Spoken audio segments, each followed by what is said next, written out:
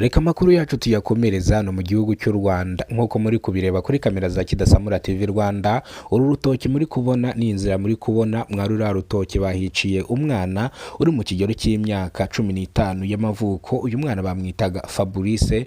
Turimo turagenda reka nze mbereke umurambo w'uno mwana aho bamwiciye no kuntu bahise bamushyiraho amakoma ho hejuru, ariko ubugenzacyaha bwataye muri yombi abagabo bakoze bino bishe uno mwana bakamujugunya hano munsi y'umuhanda hano mu rutoki. Ese muribaza uyu mwana yapfaga iki n'abano bagabo? Uyu mwana bamwitaga Fabrice, uwamwishe harimo Karoli, Feregisi, Damuru, Tomasi, Karisa nibo bamwishe, ndetse bamwishe kuri iki gicamunsi aho bamwishe bakamujugunya hano munsi y'umuhanda bakamurenzaho amakoma. Ubugenzacyaha bwabataye muri yombi bufatanyije na polisi, dore ko baje kubafata bari kumwe na polisi bafite ubwirinzi buhagije.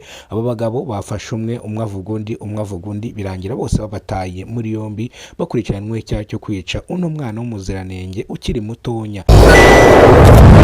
Akarere ka Nyamagabe mu murenge wa Tare mu kagari ka Gasarenda mu mudugudu wa Murangara naho habereye ibiteye ubwoba byarijije abanyarwanda benshi cyane. Umukuru w'umudugudu hamwe n'abanyerondo 5 bakurikiranwe icyaha cyo gukubita abaturage 3, umwe akahasiga ubuzima abandi bagakomereka, bakaba bari mu bitaro bya Mbuga bari kwitabwaho n'abaganga, dore yuko ubugenzacyaha bufatanyije na polisi bwahise buta muri yombi umukuru w'umudugudu n'abanyerondo bakubise bano baturage ubwo babazizaga yuko batashye nijoro. Bari bari kuri patrouille nimugoroba bafata bano baturage barangije barabakubita ndetse umwe anahaburira ubuzima. Ubugenzacyaha bwataye muri yombi uyu mukuru w'umudugudu n'abano banyerondo ni mu gihe igikorwa bakoze cyangwa icyaha bakoze gihanishwa igifungo cya burundu. Iyi ni incamake y'amakuru. Nimba rwo bwa mbere ugeze kubona umuyoboro wa Kidasamura TV show, kora subscribe ufungura inzogera kugira ngo tuzajye tubana umunsi ku munsi. Reka amakuru yacu tuyahere hano mu gihugu cy'u Rwanda mu karere ka Rulindo. Nkuko muri kubireba hano muri kwabona urutoki rwinshi. Hari mu rutoki hari umwana wahiciwe uri mu kigero cy'imyaka 15 y'amavuko, bivuze ngo afite imyaka 15 y'amavuko. Uyu mwana yishwe kuri iki gicamunsi, gusa bamwishe bahise batabwa muri yombi. Ntago ndibuze kubereka umurambo kuri kamera kubera ko ntago byemewe, ariko ndaza kubabwira ibyavugiye hano cyangwa ibyo twavuganye n'abaturage. Ese uyu mwana yishwe nande, byagenze gute kugira ngo uyu mwana apfe? Ni mu gihe rero abaturage bavuze yuko uyu mwana aravuye ku ishuri mu masaha ya nimugoroba bategereza uko ataha. Uyu mwana niyataha kumbe uyu mwana yishwe. Ni mu gihe ababonye bino biba ari nabo batanze amakuru, ariko ababonye biba bavugije induru. Niyo mpamvu ubugenzacyaha aba bagabo bafashwe bagatabwa muri yombi. Bavuze yuko umwana bamutegereye bakamutwara n'akaboko bamufashe neza, bagenda bamuhereza utubombo, gusa ntibabyitaho bagira ngo ni kwa kundi abantu bagira umutima mwiza, barangije barigendera. Ariko uyu mwana mu gitondo abyuka yapfuye.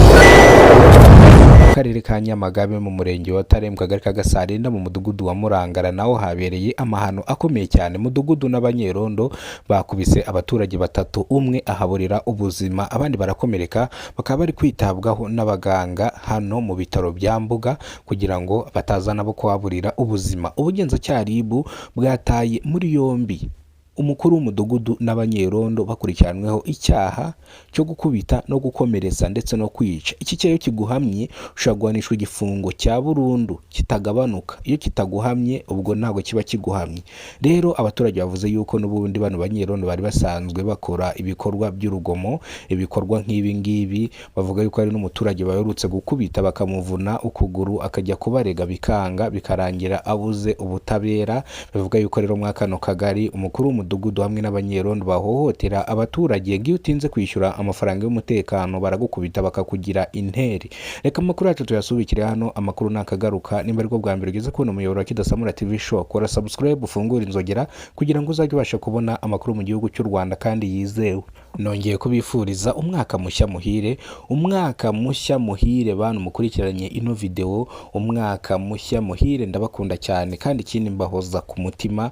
Nongeye kubifuriza umwaka mushya, umunsi w'umugisha, umwaka 2026 mu cyongereza bwa 2026. Twinjiyemo tumeze neza duhumeka umwuka w'abazima. Buriya iyo winjiye mu mwaka uhumeka umwuka w'abazima